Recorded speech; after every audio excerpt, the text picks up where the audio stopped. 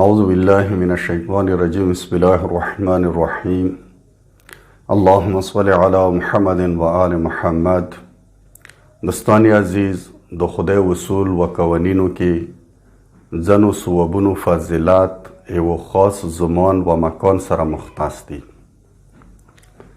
لکه څنګه معصومین فرمایش شوی وي د کوم اعمال د کوم ذکر په باره ځکه چیرې زمان نه ویلی وي، وخت نه ویلی وي، انسان په کار دی ماغ زمان ماغ وخت کې ماغه ذکر ماغه عبادت په ځای باندې راوړي.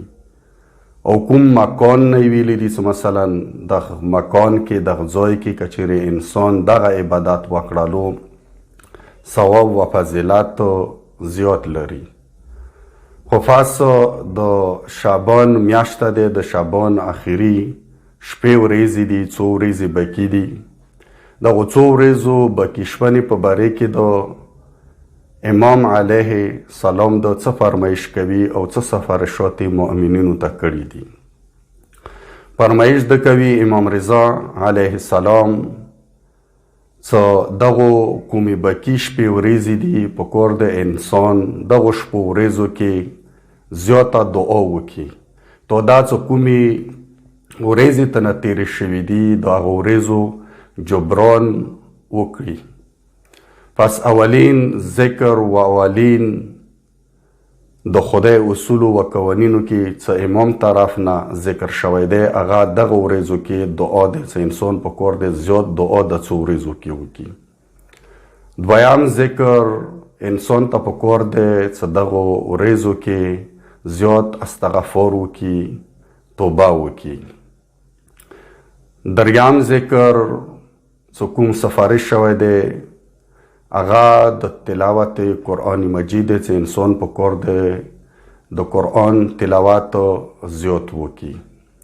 څلورم سفارشاتو نه څلورم شی چې کوم دی هغه دا دی چې انسان په کار دی د پروردګار عالم محضر کې و خالصانه توبه په ځای باندې راوړي. پروردګار عالم محضر کې د خپلو ګناهونو مغفرت شونې دپاره توبه وکړي.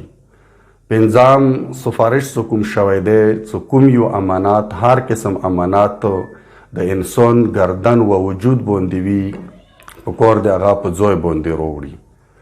شپږم سفارش څه کوم شوی دی مؤمنینو ته د دې شون سره یې چې مؤمن که چیرې تو زړه کې د چا په باره یا د څه شي په باره کې کینه د زړه کې موجوده وي په کار د هغه کینه ته لرې کې خو مؤمن په باره وي هغه په کار د ته خپل وجود ناسته کې زړه نه یې وباسي دغه کینه. اووم سفارش څه کوم شوی دی انسان هر قسم ګناه سره څه مبتلا وي ورکې غرق وي په کار د هغه انسان هغې ګناه نه لاس واخلي او د خدای تقوی الهی اختیار کی و اندیشون سره خدای باندې توکل وکړي. خدای غفور و رحیم دی. انشاءالله د دغه انسان سره به پروردګار عالم مدد او کمک وکړي.